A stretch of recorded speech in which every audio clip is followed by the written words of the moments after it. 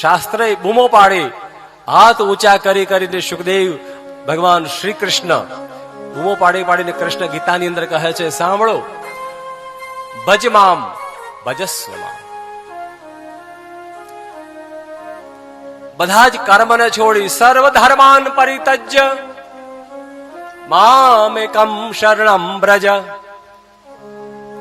અહમ સ્વામ સર્વ પાપેભ્યો. બધા જ પાપ અત્યાર સુધી જે થયા છે પ્રાશ્ચિત કરીને આજથી નિર્ણય કરી લો કે અમે ભક્તિના માર્ગે ચાલીશું, ભગવાનનું નામ સ્મરણ અને કથા કીર્તન કરીશું. કીર્તન દ્વારા હિમાલય જેટલા કર્મના પાપ હશે એ બધા ક્ષણવારમાં બળીને ભસ્મ થઈ જશે. નામ સ્મરણમાં એવી તાકાત છે.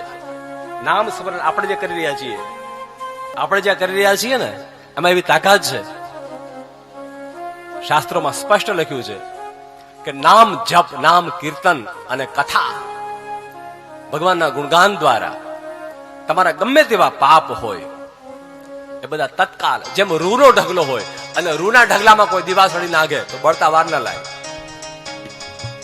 વર્ણન કર્યું કે રૂના ઢગલામાં જેમ અગ્નિનો તણખો પડે અને જેમ બળીને ભસ્મ થઈ જાય, એમ તમારા જીવનમાં જો કથા અને કીર્તન આવી જાય તો તમારા તમામ પાપ બળીને ભસ્મ થઈ જશે. એક અને એક માત્ર માર્ગ છે અને એ છે કથા કીર્તન, નામ સ્મરણ. તમે એવું ના માનતા કે અમે મંદિરે જઈ આવ્યા અને અમે આમાંથી છૂટી જઈશું, બચી જઈશું.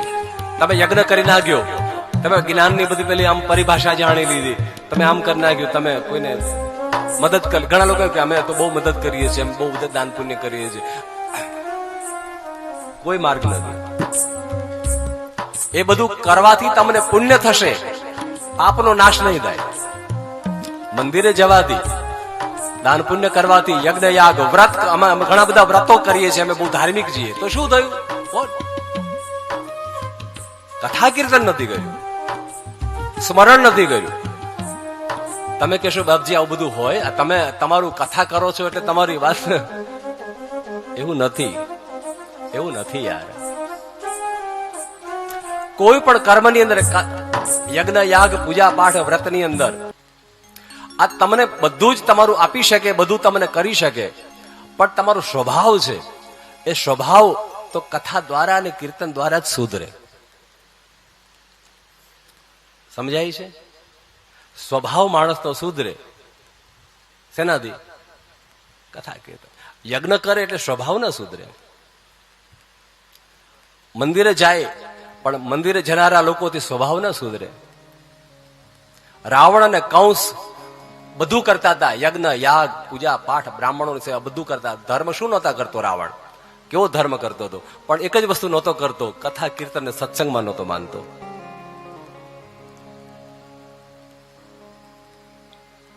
મારા ભાઈ બહેનો, કીર્તન દ્વારા, કથા દ્વારા, સત્સંગ દ્વારા માણસના સ્વભાવનું પરિવર્તન થવા લાગે અને પ્રાશ્ચિત કરી લે તો સ્વભાવનું જયારે પરિવર્તન થાય એટલે બધા જ પાછલા જન્મની જે મેમરીઓ છે, પાછલા જન્મના જે પાપ છે એ બધા જ બળીને ભસ્મ થવા લાગે.